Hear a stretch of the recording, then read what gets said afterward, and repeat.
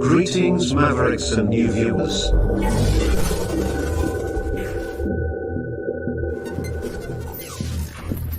Tonight, direct and live from the Maverick News Network World Studios. This is Maverick News with Rick Walker.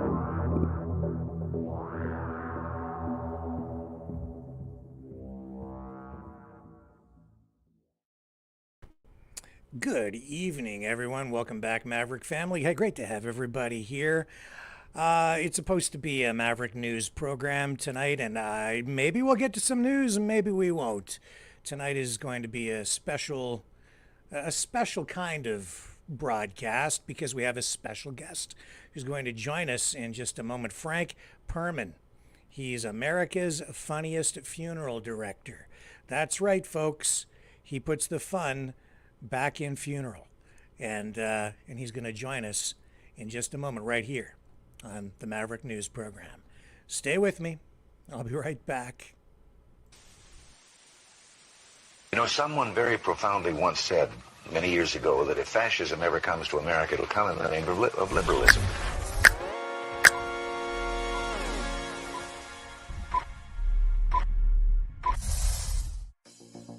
Well, I think it's time we ask ourselves if we still know the freedoms that were intended for us by the Founding Fathers.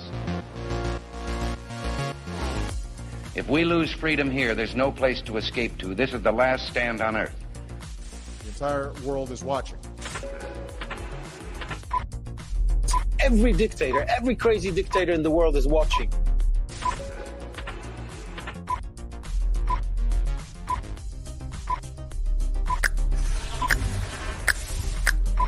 The world is watching. On TV, the entire world is watching. On social media. But the entire world is watching, and yes, they are seeing what we have apparently bravely been willing to say that others are thinking. Stand for freedom. Literally stand for freedom. Let's get this done. The entire world is watching. We're at war with the most dangerous enemy that has ever faced mankind in his long climb from the swamp to the stars. Maverick News. Maverick News. Maverick News. Let me have more control of my own destiny. The world is watching.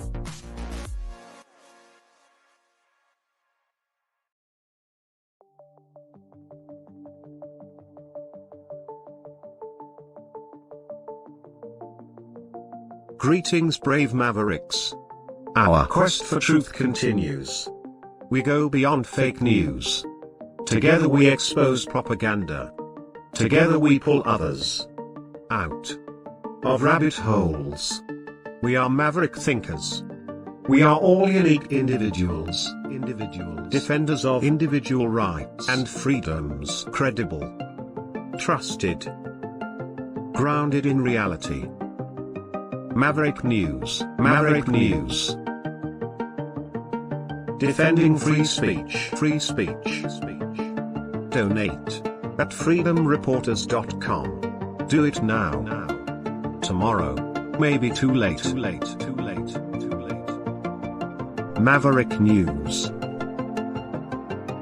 The world is watching.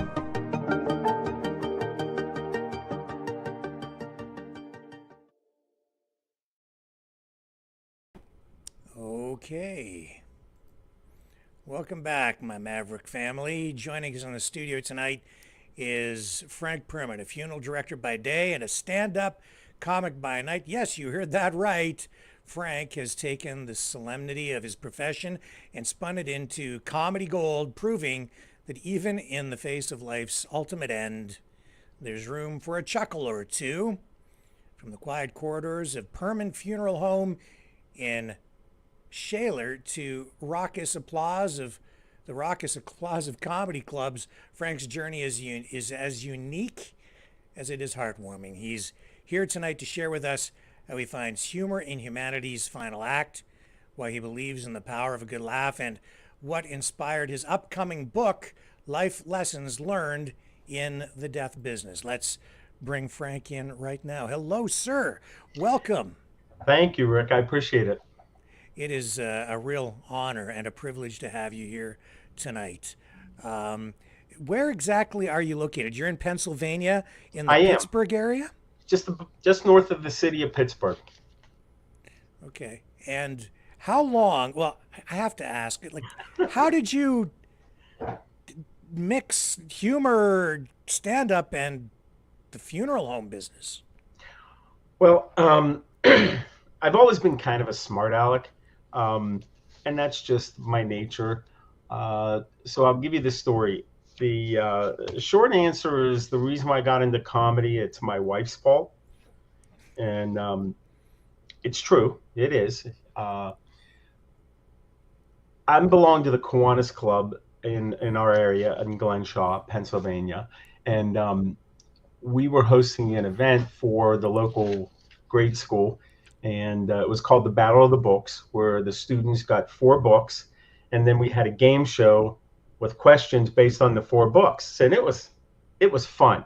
And I was just throwing out innuendos, of course, that the kids couldn't understand, but the parents got a good laugh out of it. And it was super fun. It was so much fun. And then afterwards, one of the librarians came up to me and said, we're having a comedy show. Would you like to be part of it? And my wife just stepped right in and said, he'll be there. And I said to her, hon, being a smart aleck and doing stand-up are 2 completely different things. And she looked at me, she looked at the librarian and said, he'll be there. Ooh. And then now I have to write, come up with some stories and some jokes. And my first show ever was in front of 660 people, which is a huge audience. And they had me open. So not only was I on stage for the first time, it was a gigantic audience. It was a fundraiser of people that I know in my community. And it was 9.5 minutes, which is really long for a first time on stage. And I kind of got bit by the bug, and it's been fun. And I've been able to do a lot of shows, and it's been an interesting change of pace for what I do for a living. Very interesting. So from that, things progressed, and you've actually opened for some big names, including Gallagher, the guy who smashes things. Gallagher it was one of his last shows ever. It was right before COVID. Gallagher hated to fly. So what he would do is he would base himself out of a city, and he chose to fly from California to Pittsburgh. And then he was basing himself, Pittsburgh, he had a show in Cleveland, he had a show in West Virginia, he had a show in New Jersey. So he was heading all over the place. He'd fly in for weeks at a time, even when he was on the road, obviously back then. And then came back and forth. And I got to open for him. And lo and behold, I believe it was his last show on stage. Wow. Yeah. Which I guess there's some irony in that, in a way, right? Yeah. Gallagher died in November of 21, and I've been in touch with him a couple times during the period of our show and when before he died. I actually own Sledge-O-Matic, which is his big hammer that he would smash the pumpkins. It's here. I have it. My son has Gallagher's green sequined hat, and Gallagher said when COVID started that he was going to come back and pick it up and keep right on touring and making people laugh. Irony and in some ways is more I get a little choked up thinking about it, because he was so nice. He is such a nice person, and eccentric, of course, but fun, a lot of fun. Yeah. Well, I mean, one of the reasons, one of the main reasons I was excited to have you on with us live tonight is because you're, um, I think what you do, even though you're in the funeral business, Hmm. the comedy, the stand-up aspect of this reminds people of how important it is to live. Oh, absolutely, absolutely. Um, my comedy is obviously observational. Um, I've seen things, and it's not. I don't really. I don't talk about people, individuals. It's more of the crazy situations that can happen in everyday life. Right. So you say you got bit by the bug, and you're doing this on a regular basis now. No, not so much regular. I was just in Dallas a couple weeks ago, and I just did an open mic because I've been writing a lot of new material, and I've never been able to perform it on stage. And so I went to Dallas, and it was mm, not the greatest because it's all new. And when you write new things, you just you throw it out and see what happens. And some jokes didn't work, some I have to rewrite, and some really worked well. So when you're trying to put a show back together or a set back together, you got to get feedback. So I did take a look online, and I saw this video. Is this something you do just once in a while? Like what is this? This is I'll run this and then explain what it is. And now for your Monday mortuary moment. If you've ever cleaned windows in a shirt, tie, and street shoes, you're probably a funeral director.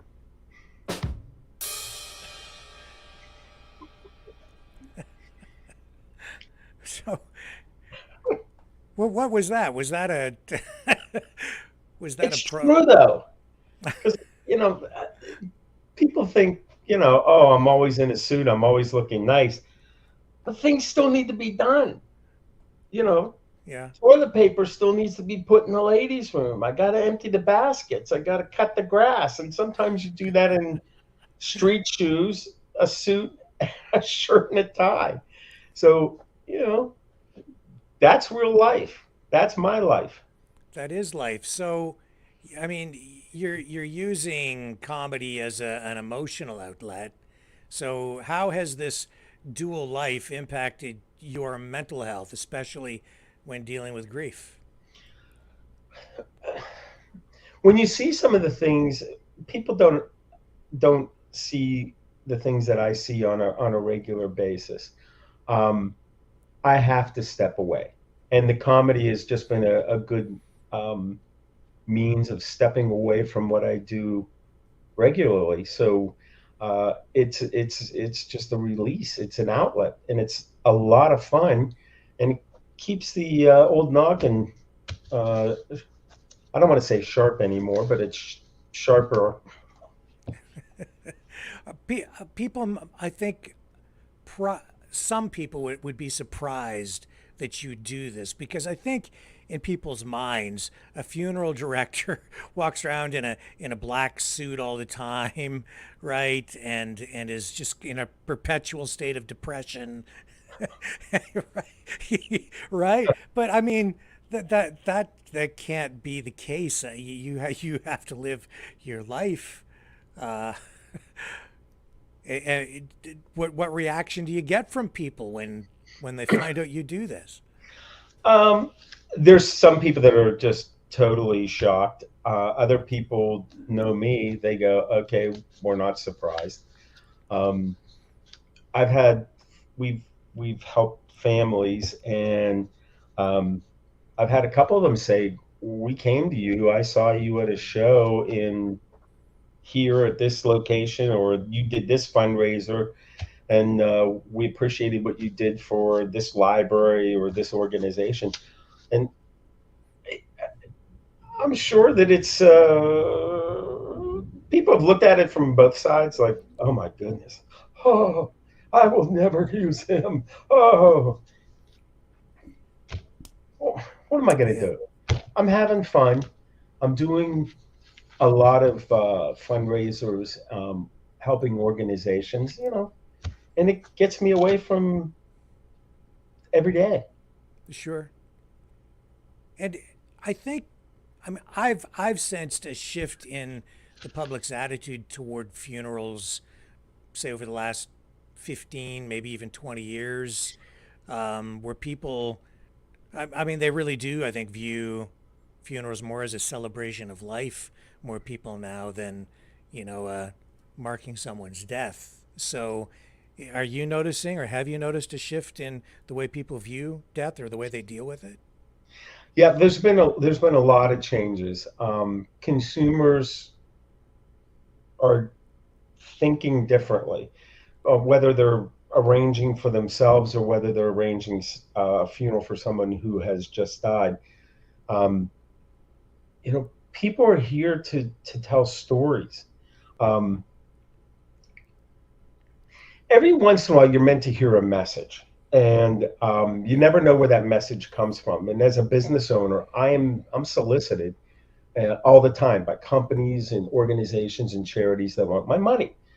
And a lot of times I can deflect, but I let this lady in. She rang the doorbell and I let her in. We were sitting at the end of our hall, and in our conversation, she said her pastor said that we all die twice. And I asked her, what did the pastor mean? And the pastor said, the first death is when our heart physically stops. Makes sense. And the second death is when people stop talking about us.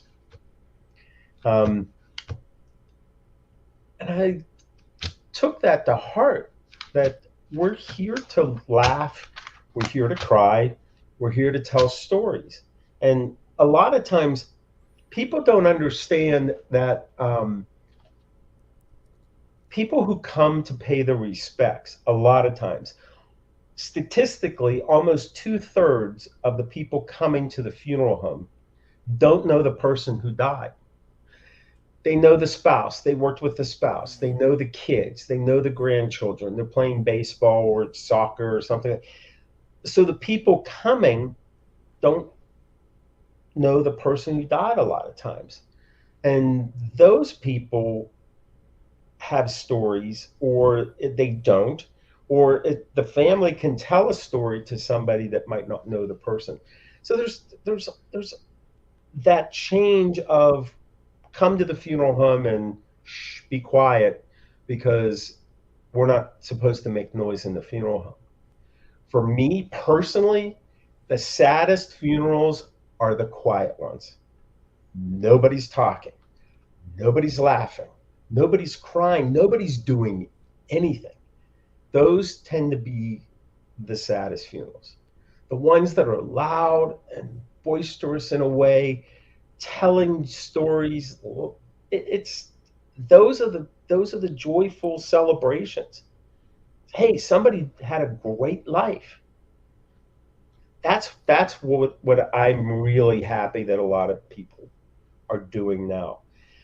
Mm-hmm. One of the other things is that we're also seeing on the opposite end of the spectrum, people doing nothing. Oh, just cremate me and get rid of me, just scatter my ashes wherever. I've tried to tell families, look, I get that that's what somebody wants, but are you sure nobody wants to see them? Nobody wants to come and inspect? What do you want to do? I've asked people, where do you want to have your visitation?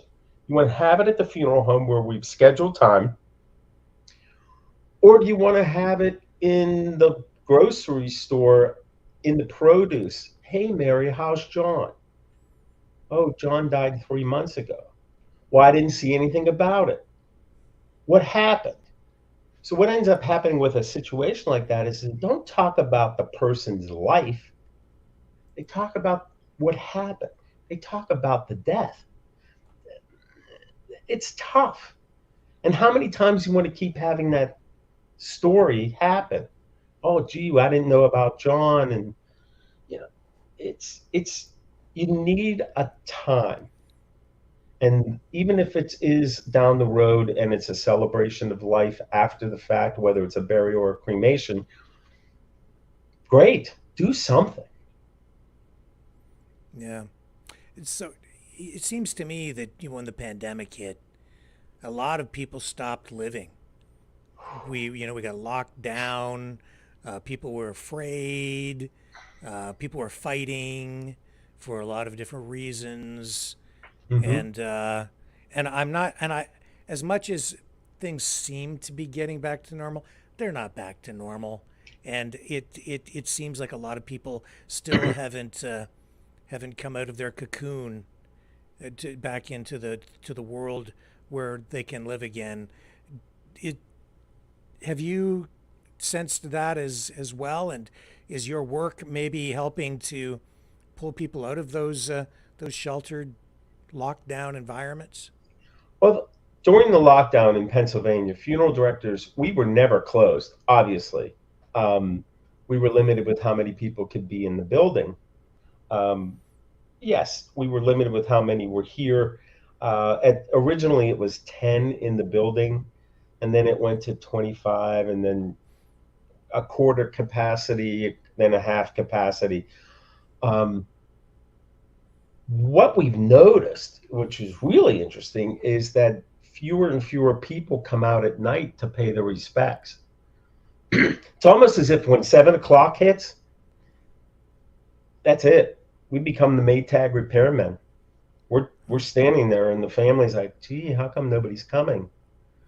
Well, we're seeing that people are leaving work a little bit early. They come at 3, they come at 4, they come at 5, and then after 7 o'clock, we're seeing just a huge drop off of attendance. Not that saying that attendance isn't coming back, because it is. People are coming out to pay the respects, but it's been different. It's been interesting, and that may just be us, but I'm noticing it. I'm noticing what's happening. So I'm wondering, how do you come up with material for your stand up? Is it material that's connected to the funeral business or what you do as a profession? Is it a mix, or is it other Oh stuff? yeah. First of all, my kids are hilarious, so I get a lot of my material from my own children. Um, they've just said crazy stuff to me over the years, and I jot things down. And however, some things have happened in this business that are just absolutely crazy, and I write that down too. Um, I read a lot. Obviously, I'm watching some videos and um, just listening. And sometimes somebody will say something and go, "Wow, that was freaking funny," and they had no clue that they were funny. I jot it down. So you say that some crazy things have happened in the business that you incorporate into the like what? What? Give me an example. um, we've had some incidences here at the funeral home where we've had we'll just say the local constabulary had to show up at our front door, and you kind of change the scenario, and you can work it into something funny. Um, like I said, Rick, I don't talk about people, individuals. I talk more about scenarios, and it's been interesting. And when you write the stories, like what I'm writing now, some of it's pretty funny to a degree, and then you kind of tweak the language, you tweak what was said, and it works out really well for stories. And that first night that I did stand up, one of the other comedians came up to me and he poked me in the chest and he goes, "You are up." And I go, "What do you mean?" He said, "Because of your comedy, I can't steal any of your jokes because nobody will believe me." So it's when you're one of one, it's interesting. and nobody can steal my jokes. So it's a Yeah. lot of fun. I guess you really have to be careful about crossing the line, right? Where's the line? You know, if you start thinking of comedy in the terms of crossing a line or crossing a barrier, you end up not being funny. A lot of comedians are afraid of offending somebody. Well, if you take comedy to the edge, um, it becomes funny. It becomes real, and people respond to that. So my dad, he likes to tell jokes. I've had him on the show. I've recorded him, and then I've shared his jokes. He has joke books. He just memorizes jokes. I can't do that. He just walks around. He's like an encyclopedia of groaners, right? And when we ran that video of you, that's kind of what you reminded me of, is my dad telling, I call them dad jokes because they're usually pretty clean and they're groaners. So is that sort of the style that you have or not? Give me some. I mean, I don't mean to put you on the spot here, but Yes, you I do. I, I wanna I wanna I You want do. a sample. Um, I recently found out I got a AAA rating from the Better Business Bureau, and I was really proud of that until it occurred to me, I'm a funeral director. Who's going to complain? Yeah, that's a groaner. That's People pretty say to good. me all the time, Frank, no offense, but I don't want to see you anytime soon. So I came up with the perfect way to determine whether it was a good day or a bad day to see me. If I'm looking at you this way, that's the good day. That's exactly right. Well, like they say, any day above ground is a good day, right? Yes, Yeah, it is. yeah. We were in a church at a funeral, and a woman passed out. She was hypoglycemic, so she needed a piece of candy. But they laid her on a bench, and I just happened to be there. And she looked up at me and screamed, I'm not ready for you yet. It happens. Yes. My goodness. So I mean, you talked about, where is the line? And we've seen in recent years a lot of political correctness kind of creeping into comedy, and it's having something of a chilling effect on comedians. Can I get your thoughts on that and how it's impacting our society, our communities?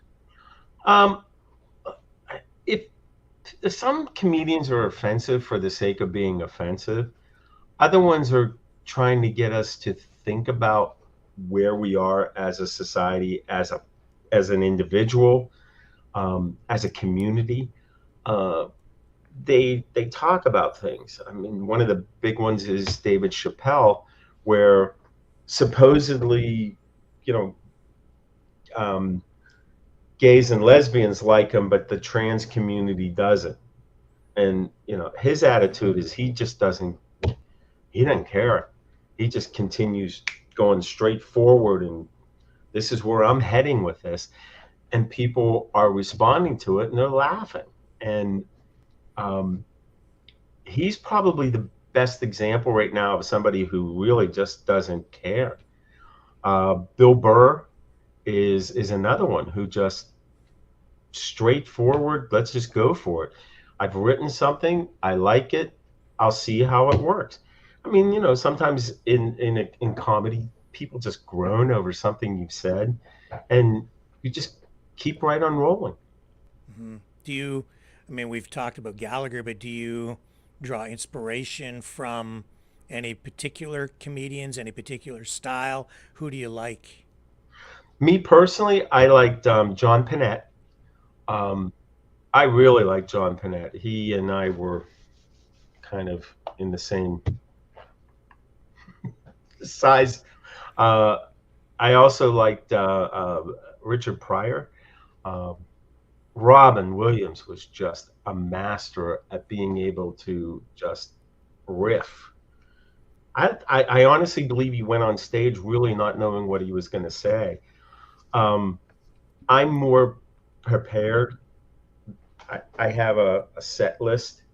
In fact, the first time I headlined, we were so busy at work, I had no rehearsal.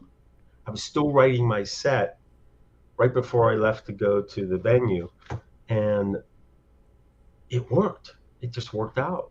So it's interesting. It's interesting. But a lot of the comedians I like, I don't know what it is, but I like John Candy. They're all dead. What happened? Pinette's dead. Robin Williams is dead. Gallagher's dead. Okay, I will stop liking you if it keeps you around. Well, I think that it has something to do with diet, and in the case of Robin Williams, I think we have, and mental health issues again, right there. And well, people see someone on stage who's laughing and making jokes. I can see that through that energy, it was almost, in hindsight, like a tool to mask the pain. Is what do you think? For a lot of them, yes, it was. It was a mask, especially in the case of like Robin Williams, where obviously publicly we never saw that.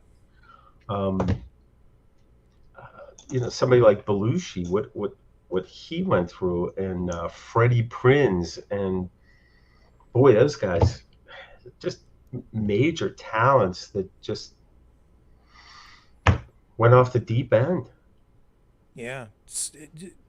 And that being said, what advice might you have for aspiring comics, or even for our audience tonight? For aspiring comics, doing stand-up is really difficult to get started. Don't just write your jokes and listen to yourself. You have to put it out a little bit. Let somebody listen to what you're doing and what you're saying. I tried to do that before my first show. I have a video of my first rehearsal, and it wasn't bad. It was god awful. It was horrendous. And then I realized, okay, look, what you think is funny has to translate to other people. So what I would say to an aspiring comedian, practice, practice, practice. Understand what you're doing. Work the jokes with other people. See if they think it's heading in the right direction. For people who aren't looking to do comedy, you've got to laugh. You have to laugh. I tell people I laugh every morning because when I get up, the first thing I do is I look in the mirror. I'm going to laugh. So it's just where is your mindset? What do you want to do? What is your attitude? How do you want to live?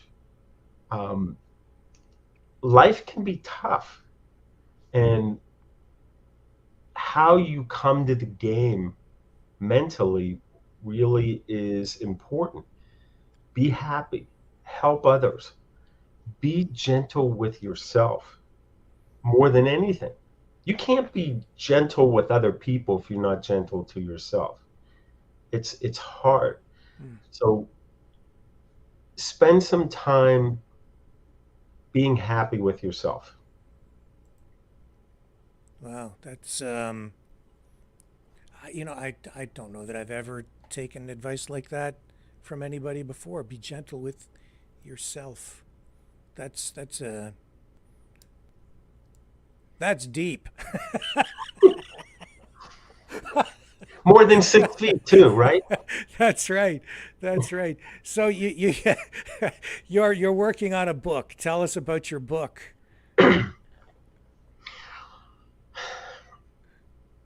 I've seen things that few people see in their lives. So I've learned lessons. I've learned how to treat people and sometimes how not to treat people. I'm not saying I'm perfect by any stretch of the imagination, but funerals and how people deal with death and how people deal with grief are good lessons with how to deal with life in general. Whether, you know, the death of someone has some similarities with other types of grief, the breakup of a relationship, getting fired from a job, not getting into the school that you wanted, the college you wanted to get into. Those are all little griefs. So I've seen how people have dealt with the big griefs, and I'm in the process of relating it and back to what I've experienced of how people have handled grief, and it's actually been a fairly easy ride. Um, One of the chapters is not all deaths are a loss. Um, in America, a lot of people, and I'm not sure about Canada, where they say, sorry for your loss. Not all deaths are a loss. I like how the Irish say it. They say, sorry for your troubles. Because whether the death was good or bad, there are troubles. You have to bury somebody, you have to handle an estate, you have to decide what you're going to do. Troubles, not loss. And I'll relay the story. We handled a funeral of a man. His wife called me and said, I need a couple more death certificates. I said, sure, I'll call you when they're in. And when they came in, I told her we had them. Do you want me to mail them? Do you want me to drop them off? You want to pick them up? She said, hey, I'm going to a store close to you. I'll swing by and pick them up. Okay. So she came to the door and I said, how are you doing? And she smiled. I said, what's up? She said the most generous thing her husband had done in life was die, because of the way he treated people, the way he talked, his attitude about everything. That always stayed with me. And I'm talking, this story is decades old. That lesson of not all deaths are a loss is profound. You know, some people were SOBs in their life, whether they were male or female. They were mean, they were nasty. There's you know, the stories are interesting and not endless. They continue to go on and on and on. It's amazing. So, you know, that's one of the stories. Not all deaths are a loss. Okay. So your book, where can people find your book? It's not finished yet. Right. I am still writing it. So soon. Yeah, So but you know, you're gonna publish it and put it as many people do on Amazon and yes, online. I'll do an Amazon, and I'm in the process of finishing up the chapters. We'll get it edited, and then we'll get it out there into the public. I can come back on the second show and say, hey, here's my book. I'll be in touch. Great. I appreciate that. So do you like, does your material touch on social issues, political issues at all, given the global tensions and conflicts that are out there right now, like what's going on in Gaza and Ukraine? Do you navigate your comedy to try to bring light to people's lives without, you know, trivializing or focusing too much on those kinds of things, or where do you go? No, I try to stay away from all the politics personally on stage. I have my opinions, but when people are paying money to see a comedy show, um, injecting my personal politics, it's just, to me, I've never been comfortable with it as topics. It's more of, now, my stuff's observational. I'm trying to get people to think about something else rather than what's in the news. I'm trying not to be newsworthy. Mm-hmm. Mm-hmm. So you're focused more on life's moments, family and keeping it clean, right? Yeah. Well, Oh, absolutely. and why have you decided to keep your act clean? That's pretty rare these days. Well, my mom actually came to a show, one of my earlier shows, and afterwards she came up to me and she goes, you really have good material. She said, but do you really need to use some of that language? And I said, I'm not really sure. Let me make the adjustments with swearing. Do I swear or not swear? Shortly after that, I went completely clean. I haven't. I mean, every once in a while, I drop an H or a D, but I'm not dropping the F bomb. It's not something that I really need. It doesn't make anything funnier on my side. Some comedians are great with being able to use that type of language. It's just not me. Yeah, I mean, when I think about people like Eddie Murphy, it's Hmm. like every other word is the F word, right? Oh Yeah, yeah, but you and had somebody like Richard Pryor who swore a lot, but he was just able to do genius things with just his tweaks of words. And George Carlin, the 7 words you can't say on the radio or in media, that was hilarious. And then his whole thing on the F word, where he just did. You can use it as an adjective. You can use it as an adverb. You can use it as a as a verb, transitive and intransitive. And that whole that whole set was hilarious. But it's just not me. yeah, yeah. So, have you incorporated stories or anecdotes from like other family members aside from your kids? You say, your kids are hilarious, but you must embarrass some of your other friends and family. Are Um, they fair game? my wife's been I've been part of the part of the act. Some of the things she said to me, and then every once in a while I do some stuff, but not. I've tried to keep family out of it. Sometimes I'll tell a story, but it's not exactly how it went down because you know the dragnet, just the facts, and you know. Yeah. So, how many kids do you have? Just two? Well, isn't that the story? Um, my wife has 2 older children. We have 2 children, and for a year we now have a foster child. So Huh. our life is.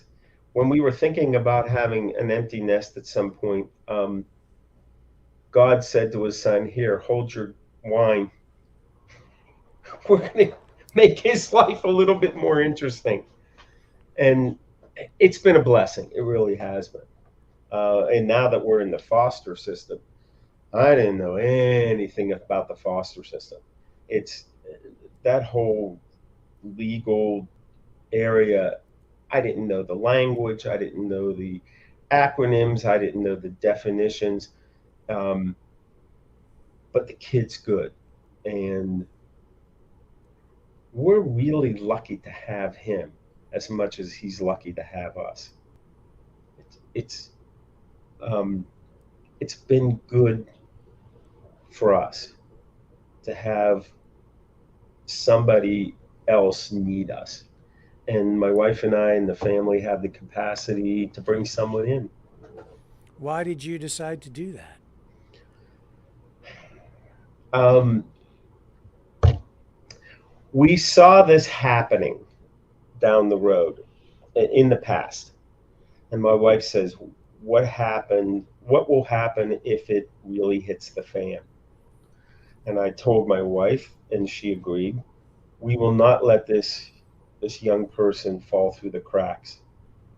We just won't do it. And when it all came together, we were asked, and we said yes immediately.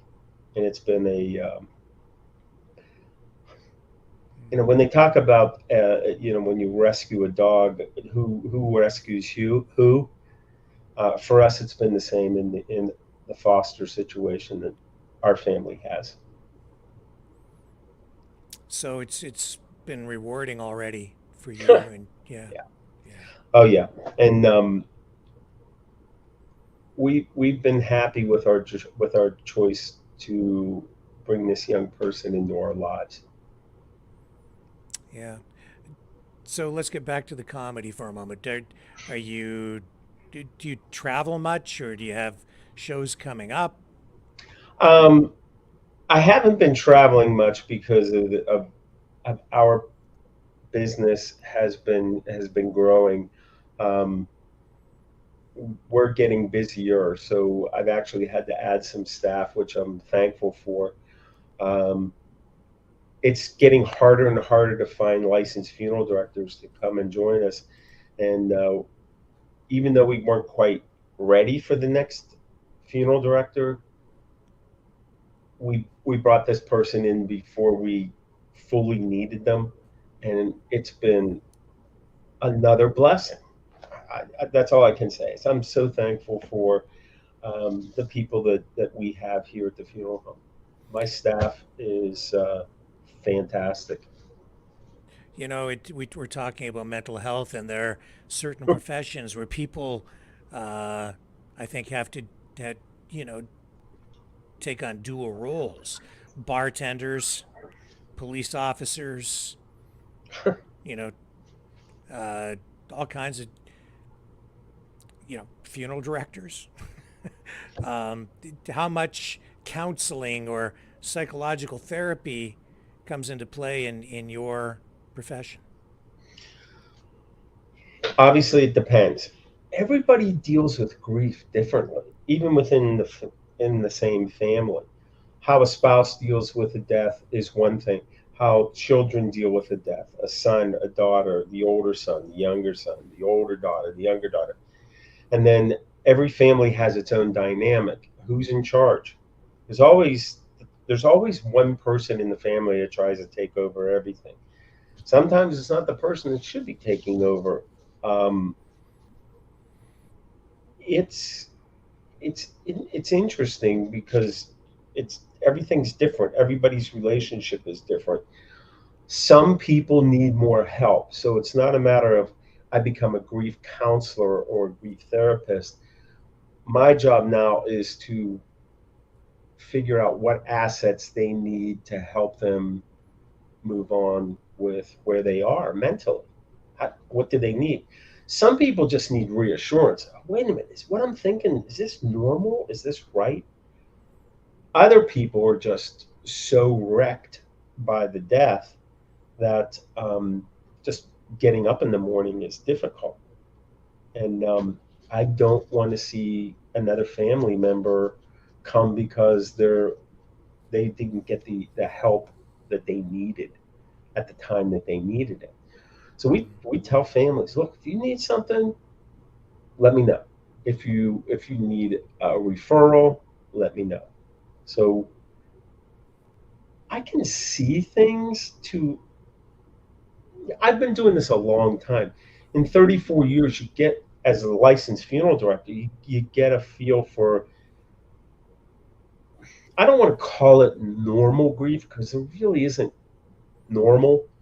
Um, I get a feeling with how somebody will move on, and a lot of times I'm right. Yeah, I make some mistakes every once in a while, but again, I tell people, look, if you need help, you need a referral, let me know. I can get you in touch with the right people.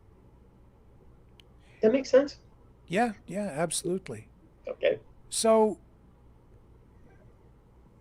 the again, our family here, our online family, I think we've all been through a lot. And your book, the title of it is, what was it? It's Life Lessons Learned Through Death, I think is what it is, right? Life lessons learned in the business of death. In the business of death. So, again, we what what advice can you give to people in our audience tonight, and to me? Because I honestly I fear death. I, f- I fear losing people all the time, more than anything, loved ones, right? Um, that for me is a big thing. I have to Mhm. admit. Um, so what advice do you have for us tonight with regard to sort of living and dealing with death?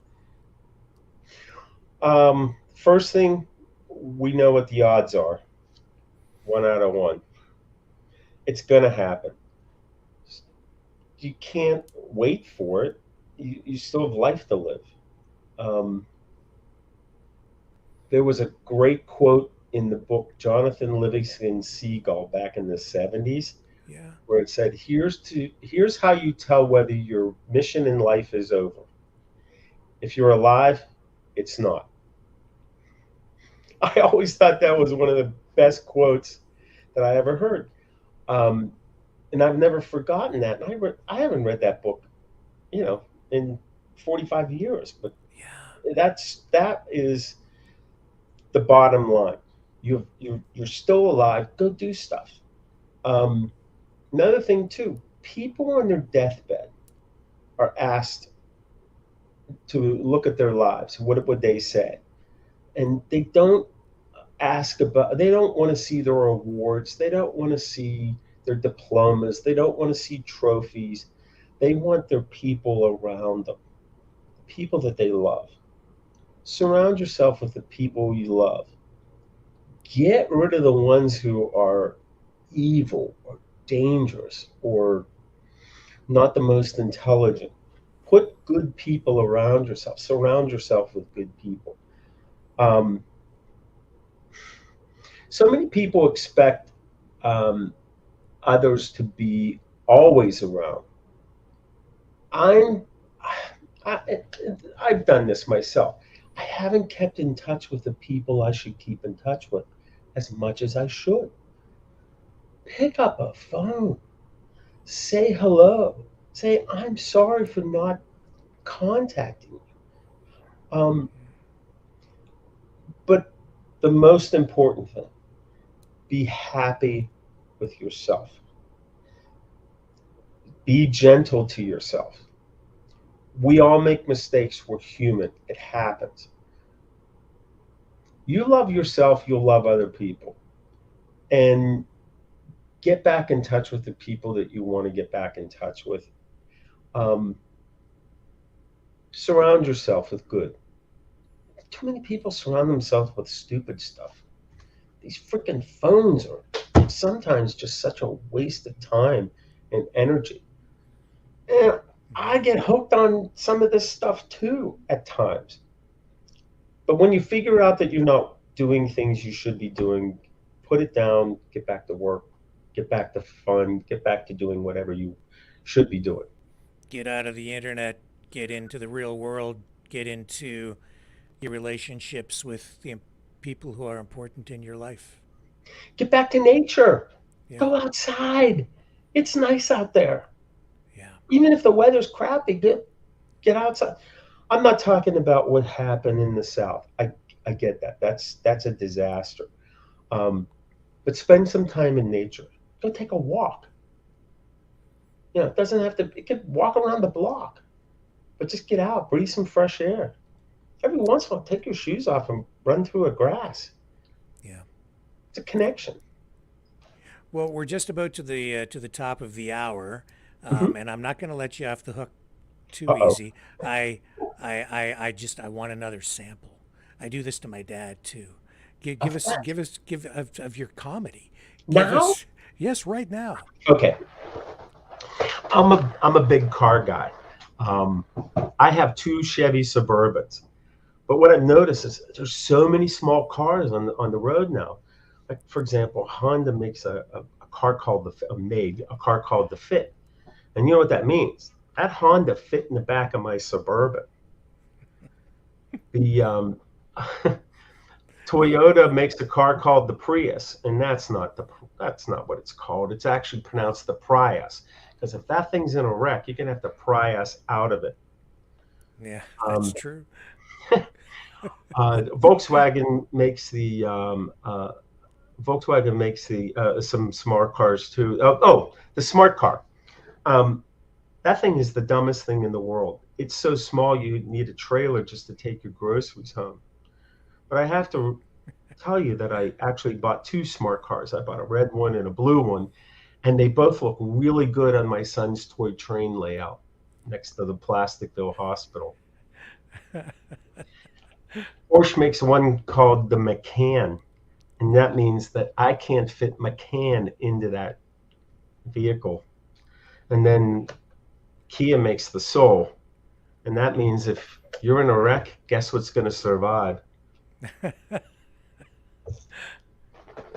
This is hilarious stuff. And actually, see, I do an automotive television program as well, so this is right up my alley. I have a great appreciation for what you just shared with us. That's hilarious stuff.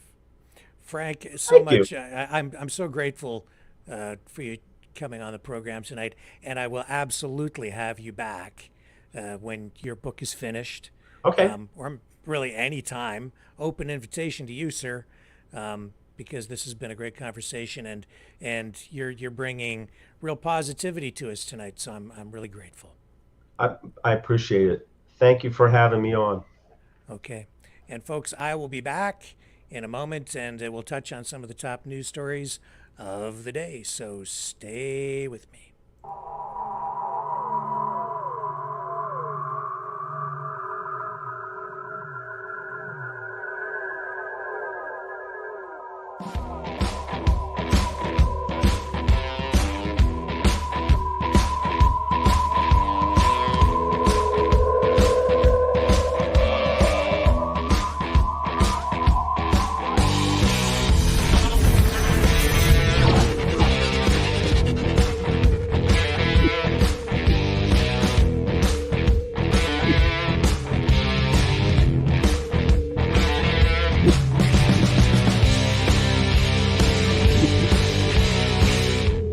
Maverick News.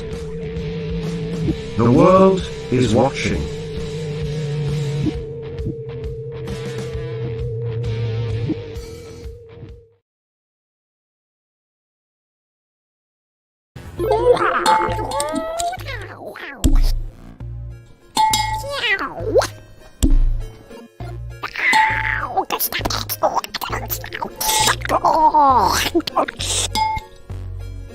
Exile. The Knights of Malta. Maverick News. Join us. The world is watching.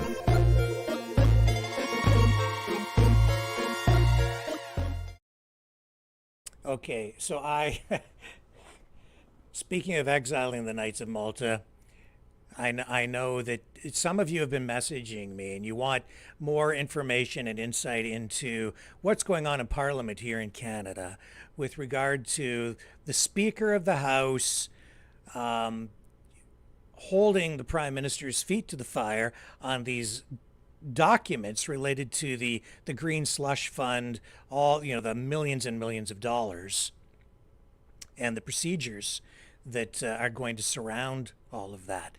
There have been some other online influencers, streamers, journalists, whatever you want to call them, saying that this is, freezing all government business, which is true, but I'm not sure that the full meaning of that has been conveyed to people. So I think there's some level of misunderstanding on that.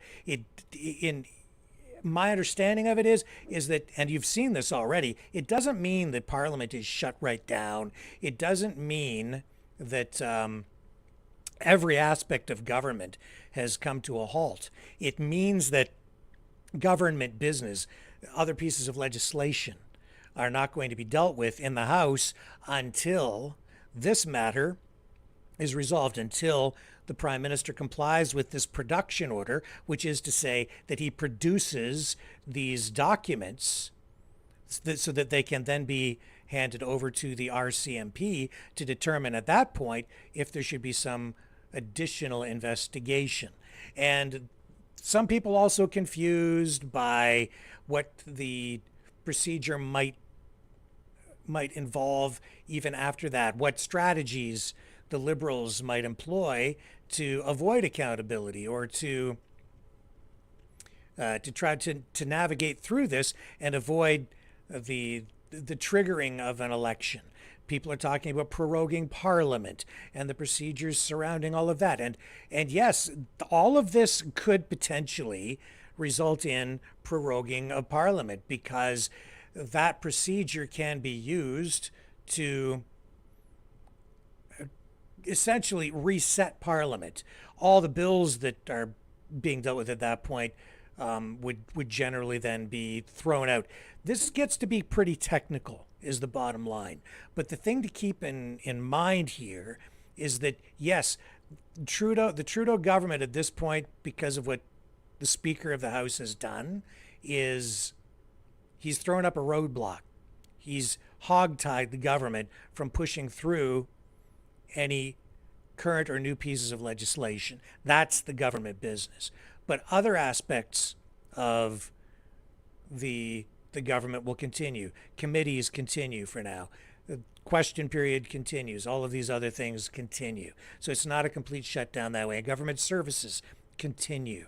It's really just about the government business of pushing through new legislation or finalizing the process of getting bills passed. That stuff, that's what's being waylaid here. And if we get into a prorogue, if the government prorogues Parliament again, that's often done by a government in distress, trying to avoid accountability and buy time.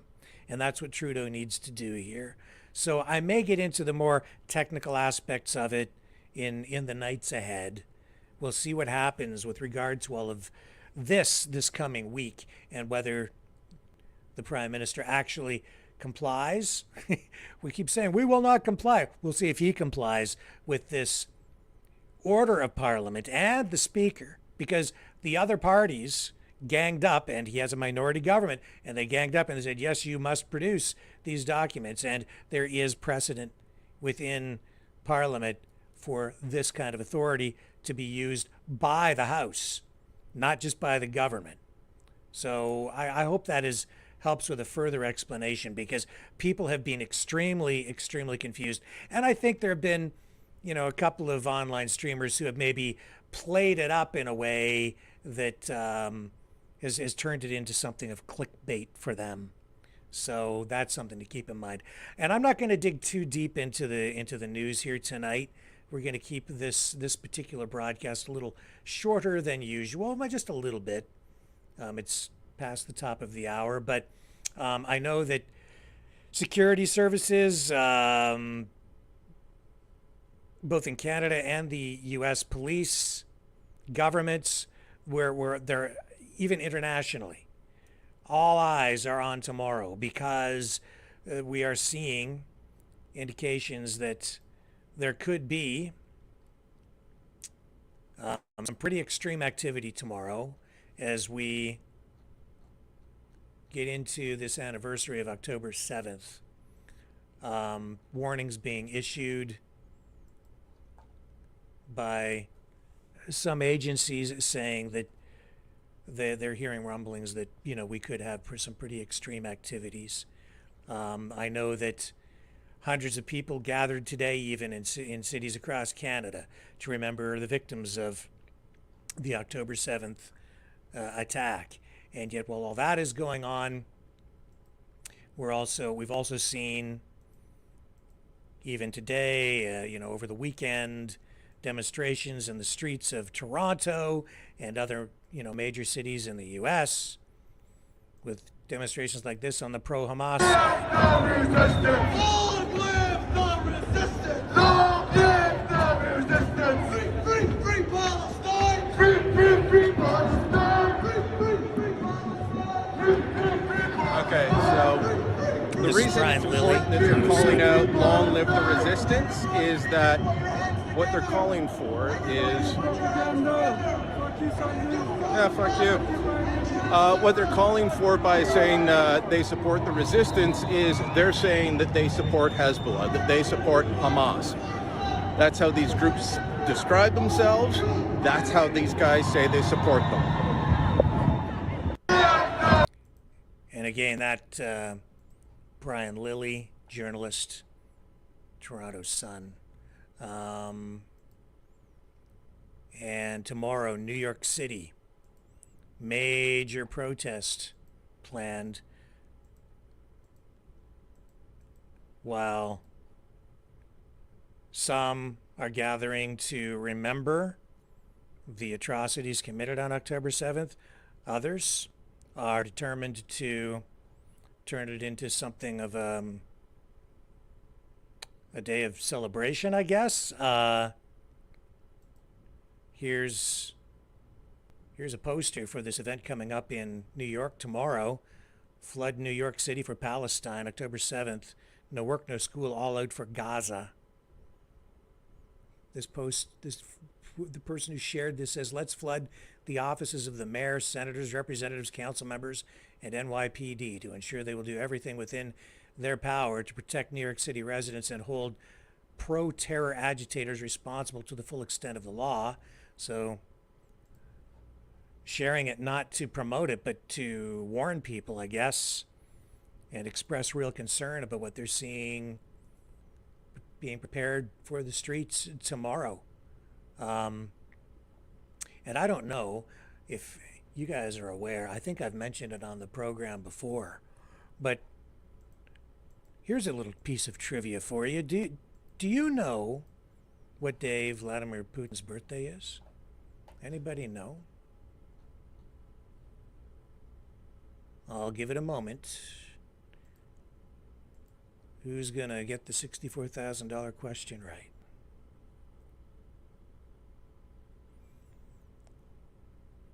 Let me see. Anybody? Well, I'll tell you. Here it is right here. I've got... I haven't played this, so I don't know, but it may... I think this is meant to be something of a joke itself, but this is actually true. Okay, Putin's birthday is October 7th. Putin.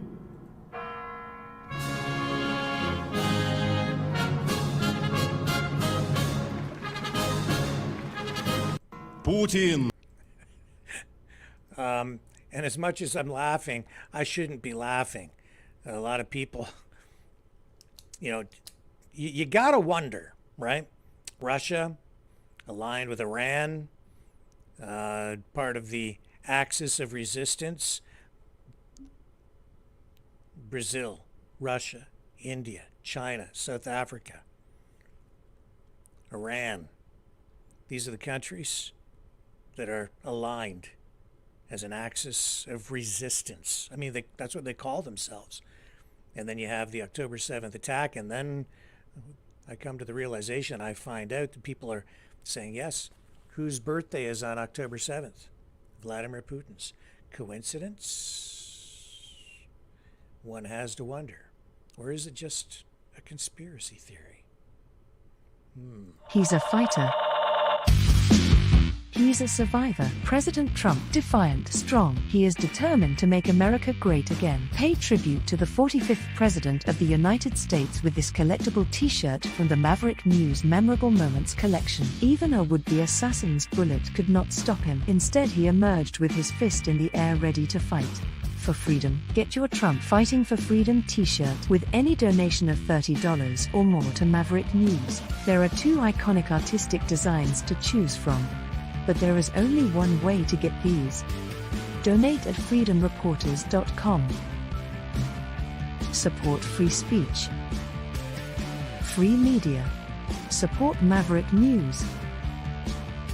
Call 1-866-248-1490 or order online at supergeeks.tv.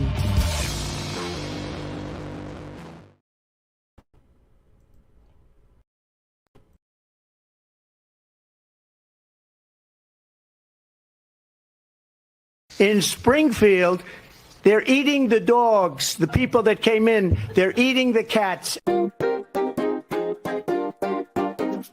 I am the president. They're eating the dogs. They're eating the cats. I am the president. They're eating the dogs. They're eating the cats.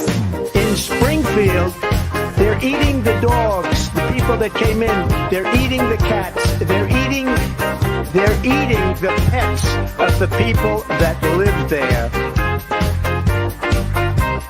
I am the president. They're eating the dogs. They're eating the cats. I am the president. They're eating the dogs. They're eating the cats. And this is what's happening in our country. They're eating the dogs, the people that came in. They're eating the cats. They're eating the pets of the people that live there. I am the president. They're eating the dogs. They're eating the cats. I am the president.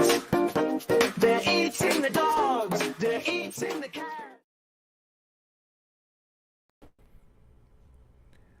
Okay, and I'm just looking here in the chat, and I see Dragon. You're saying, gotta call you after the program about this. Montreal will have its pro-Palestinian blockage. Yeah, so I don't know what's going on. In fact, I'll tell you what, Dragon, I'm going to call you if I can. Oh, yes. And ask you what you know about that. And Johnny's saying, I mentioned the axis of resistance. He says, countries that never invaded other countries? What? What? These countries never invaded other countries? China? China, particularly under the People's Republic of China, established in 1949, has been involved in a number of military conflicts which could be considered invasions or significant military actions. Tibet, 1950. PRC invaded Tibet in 1950. That led to the eventual incorporation of Tibet into the PRC. Korean War, 1950 to 53. It wasn't an invasion of a country per se, but China intervened in the Korean War by sending troops to support North Korea against South Korea and UN forces. India, 1962, the Sino-Indian War. Vietnam, 1979. China invaded Vietnam in a punitive action following Vietnam's invasion of Cambodia and the overthrow of the Khmer Rouge government, which was backed by China. And that was a brief but very bloody conflict. There were border clashes with India from 1967 all the way to 2020. The notion of invasion, I guess, can sometimes be debated to some degree, but no, Johnny, China's invaded countries. What? Oh, but no, Putin's good. He loves us. No, dude, he's not your friend. Okay? He's not. He's not trying to help you or us. It's just not the case. Russia? Since the dissolution of the Soviet Union in 1991, Russia has been involved in several military conflicts and invasions that have led to territorial disputes or occupations. Moldova. Russia's involvement in Moldova led to the creation of the breakaway region of Transnistria.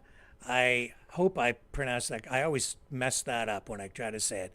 And following the war there in 1992, and although not internationally recognized, Transnistria has remained under de facto Russian military protection since then. They're sort of like in control de facto. They're there, and they've got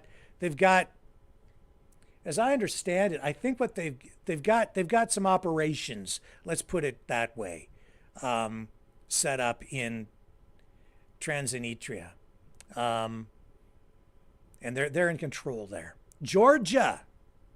I mentioned this the other night. Russia engaged in conflicts with Georgia, notably in 2008, the Russo-Georgian War, resulting in Russia recognizing the independence of South Ossetia and these names, I'm such a Canadian with my accent, Abkhazia, which are not widely recognized internationally, but are under effective Russian control. Chechnya, although technically part of the Russian Federation now, the First and Second Chechen Wars from 1994 to 96 and 1999 to 2000. They can be seen in the context of post-Soviet conflicts, where Russia reasserted control over territories seeking independence. Syria, while not an invasion in the traditional sense of expanding territory, Russia's military intervention in the Syrian civil war since 2015 has significantly supported the Syrian government. They're absolutely involved in there. They're meddling. Both sides involved to some degree in Syria, and you have the Russians in there propping up Assad. Oh yeah, Russia, they don't get involved in anything like that. No, and lest we forget, Ukraine. Yeah. Russia. 2014. They just annexed Crimea, just took it. Yeah, and then there was this referendum that they held, controversial. Some say, that it was absolutely fair. I guess you can view it any way you want. But most of the international community didn't recognize the referendum. And additionally, Russia's been involved in the conflict in Donetsk, Luhansk regions, supporting separatist movements there. Oh, and isn't it interesting, Johnny, how some of these other online influencers who talk about this conflict in Ukraine with Russia, how they just conveniently, I think, forget to mention that it's Russia that armed the separatist movement factions in Ukraine. Yeah, in the Donetsk region. It was because of Russian involvement that you got the civil war. And did they invade? Well, long before Putin sent in troops to protect the Russian-speaking populations up there, who were actually rebels armed with weapons provided by Russia. Long before that, he actually sent in troops with no insignias on, no badges, and he actually admitted that later after having done it. So they put Russian troops in there, effectively going to war with Ukraine covertly. And if that isn't an invasion, I don't know what is. And then what do you call sending your tanks right into Ukraine? Is that not an invasion? That's an invasion.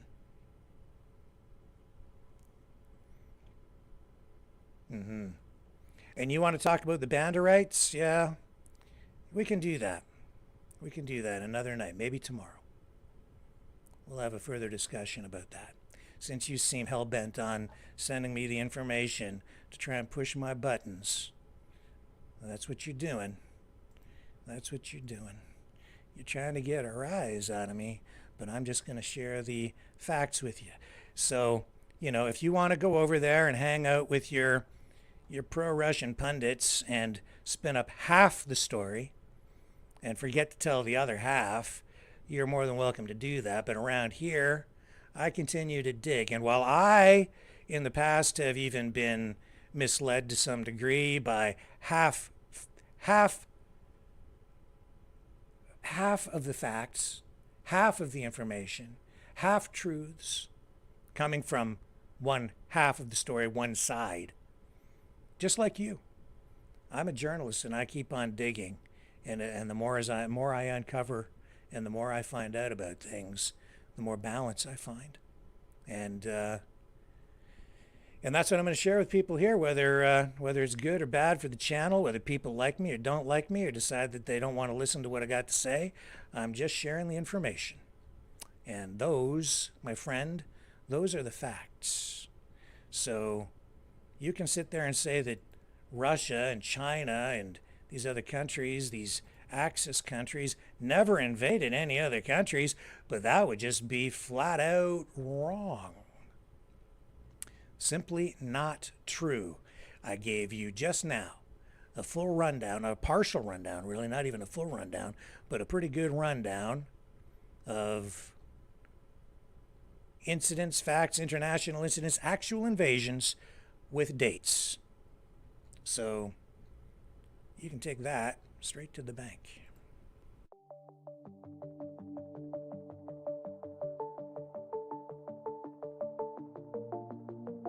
Greetings, brave Mavericks. Our quest for truth continues. We go beyond fake news. Together we expose propaganda.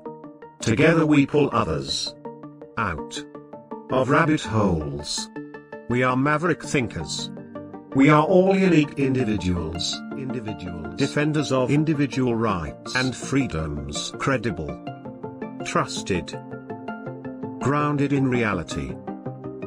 Maverick News, Maverick News. Defending free speech, free speech.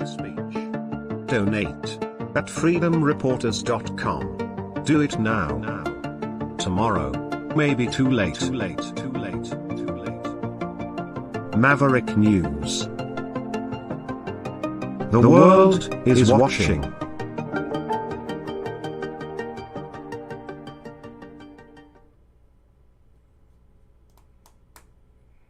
Okay, I'm back. And I love you, Johnny, and it's okay, man. You can challenge me, and you can send me all that material, and you can keep on making me think. And the more you do that, the more I dig. And the more I dig, the more I learn. And the more I learn, the more I'm grateful for the knowledge I acquire. Because in the end, folks, it will be the truth that sets us free. And there's a whole lot of lying going on out there and half-truthing. Half-truthing. And a real lack of perspective on a lot of things. Including what Johnny's talking about with those kids being taught what they're being taught. There's a lot more to that story, too. And maybe tomorrow, maybe we'll see what happens, but maybe tomorrow or sometime this week, we will get into more of the nitty-gritty on that stuff and give people a bit better perspective, which I think is important. So you get real balance, so you can make informed decisions and form an opinion that is based on real information and not just propaganda. Okay, I was going to call Dragon, but I've basically got the gist. There's protests planned for tomorrow, no doubt. In Montreal, you're going to see massive protests in Toronto, no doubt, tomorrow. Major cities like New York, all over the place, all across North America. They're going to be out in full force. It's going to be dangerous tomorrow, folks. October 7th. It'll be dangerous in the streets. My advice is, if you want to pay respects or if you want to, I guess, voice your opinions, otherwise, do so, but do so safely. I mean, everybody has the right to protest, but I'm just saying, steer clear of anything violent. Maybe just stay home. I think, maybe that's the best advice to give people, but you do what you want to do what you think you got to do. But tomorrow, no telling what's going to happen.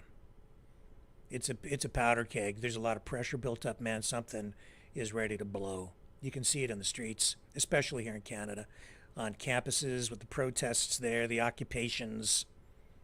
You saw Brian Lilly, the confrontations that he's dealing with as a journalist, other journalists as well. I saw a journalist just over the weekend knocked to the ground, their camera knocked out of their hand by a pro-Palestinian protester. You see clashes between, the two sides. It's not looking good. So be careful out there. Stay safe. And try to be kind to each other. Yeah. I don't know. I'm worried about our country. Worried about where things are going. Worried about tomorrow. And the days after. But I will be back tomorrow night. We will provide coverage. And if things escalate or if there's significant development through the day tomorrow, I will come on live and give you an update as those stories break. So I will be on top of things tomorrow. And hopefully things don't get out of hand and we just roll through the day, and I can join you again here tomorrow night at 7 p.m. Eastern Standard Time with our next regularly scheduled Maverick News Program. Love you guys. Take care of each other. Hug your kids. And be gentle with yourself. As our special guest shared with us tonight. Thank you, Frank Perman, America's funniest funeral home director. I'll see you guys tomorrow on the flip side.